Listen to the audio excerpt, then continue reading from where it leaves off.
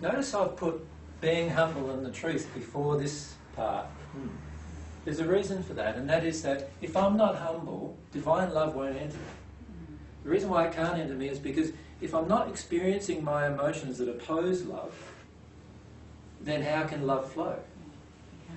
Right? So if I've got an emotion inside of myself, let's say I have an emotion of I'm unworthy inside of me. I'm unworthy to connect to God inside of me. Let's say that emotion is sitting there. It'll be sitting in this area of my body, by the way.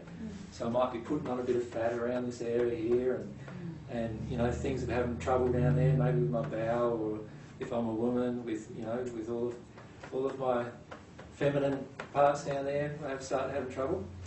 And what I'll be doing is I'll be saying to God, really, from my soul, I'm really saying, I'm not worthy to get your love. But if I'm willing to experience all of my emotions, then I'm willing to experience my unworthiness.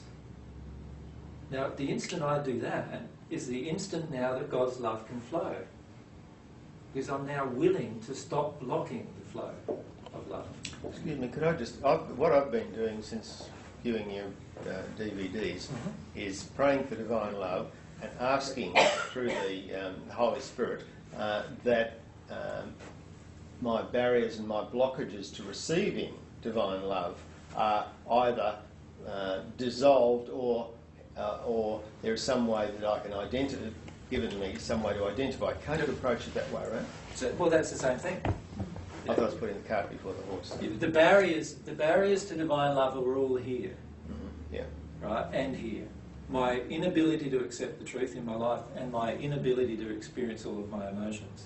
That's my barriers. So when I'm having a longing to God to show me my barriers, I'm not receiving divine love at that point. I'm receiving divine truth at that point. Oh yeah, okay. I'm wanting divine truth. I'm asking for love. I'm asking for both at the same time. Exactly. Yeah. So what you're doing is asking for all three in that one prayer, if you like. Yeah. But to really ask for it, you've got to live it. It's not just a matter of just saying those words in your mind. It's now when a situation hits you in the face, which they all do generally, because we're in a state of error, so all of the truth hits us in the face generally, we're surprised. So when that issue hits us in the face, it's a matter of facing it, right? Of actually coming to terms with it, being humble and experiencing it. Yeah. Right. Yeah. That's good. All right, so does everyone understand what this is now? This is longing to God, directing a longing to God for divine love, for God's love to enter you.